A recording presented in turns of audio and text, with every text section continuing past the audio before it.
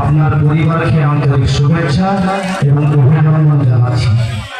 আপনারা সকলেই জানেন, কেন্দ্রীয় সরকার আবাস যোজনা গ্রামীণ সহ বাংলার একাধিক উন্নয়নমূলক প্রকল্পের অর্থ বিগত 4 বছরের বেশি সময় ধরে জোরপূর্বক আটকে রেখেছে। কেন্দ্র সরকারের এই দ্বিমাতৃসুলভ আচরণ এবং স্বৈরাচারী সিদ্ধান্তের ফলস্বরূপ আপনার মতো লক্ষাধিক পরিবার যোগ্য হওয়া সত্ত্বেও নিজস্ব বাড়ি তৈরির প্রাপ্য অর্থ থেকে ক্রমাগত বঞ্চিত হয়েছে। এই বঞ্চনার বিরুদ্ধে আমাদের মা মাটি মানুষের সরকার সর্বতভাবে আপনার পাশে রয়েছে। আপনার সুবিধার্থে রাজ্য সরকারের নিজস্ব তহবিল থেকে বাংলার বাড়ি গ্রামীণ আবাসন প্রকল্পে স্থায়ী আবাস নির্মাণের জন্য প্রাপ্য অর্থ আমরা প্রদান করছি। আমি যতদিন আছি ততদিন আপনার প্রাপ্য অধিকার থেকে আপনাকে কেউ বঞ্চিত করতে পারবে না। আমি অত্যন্ত আনন্দের সহিত জানাই, রাজ্য সরকার বাংলার বাড়ি গ্রামীণ আবাস প্রকল্পে 2টি কিস্তিতে 1,20,000 টাকা অনুদান দিচ্ছে। প্রথম কিস্তির 60,000 টাকা আজ থেকে 7 দিনের মধ্যে আপনার ব্যাংক অ্যাকাউন্টে পৌঁছে যাবে।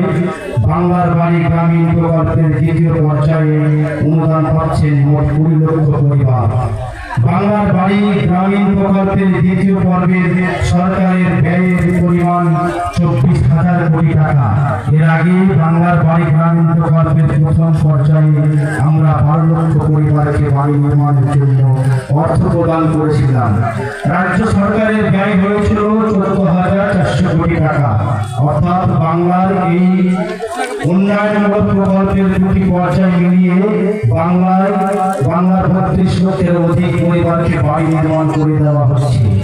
রাজ্য সরকারের নিজস্ব তহবিল থেকে ব্যয় হচ্ছে সর্বমোট 38,400 কোটি টাকা। এখানে কেন্দ্রীয় সরকারের কোনো সহযোগিতা নেই।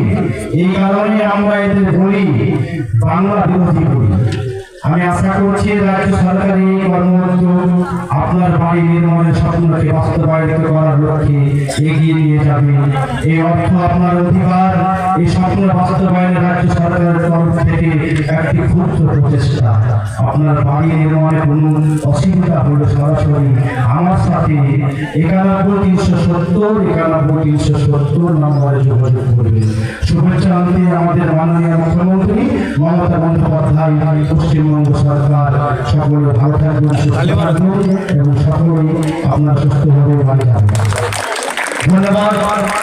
বাংলার মাটি, বাংলার জল, বাংলার বল, বাংলার ফল, পূর্ণ হোক, পূর্ণ হোক, পূর্ণ হোক হে ভগবান।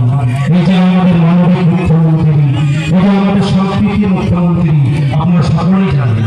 সকলের জন্য মানে আমাদের এই মুখ্যমন্ত্রী সকলেই একসঙ্গে পান এবং সবাই একসঙ্গে মিলিতভাবে আমরা বসবাস করতে পারি। আজকে দেখুন আমাদের এখানে দুর্গা মন্দির, এখানে আমাদের গুরুস্থান, এখানে আমাদের পাশে মসজিদ, সকলেই আমরা একসঙ্গে চলাফেরা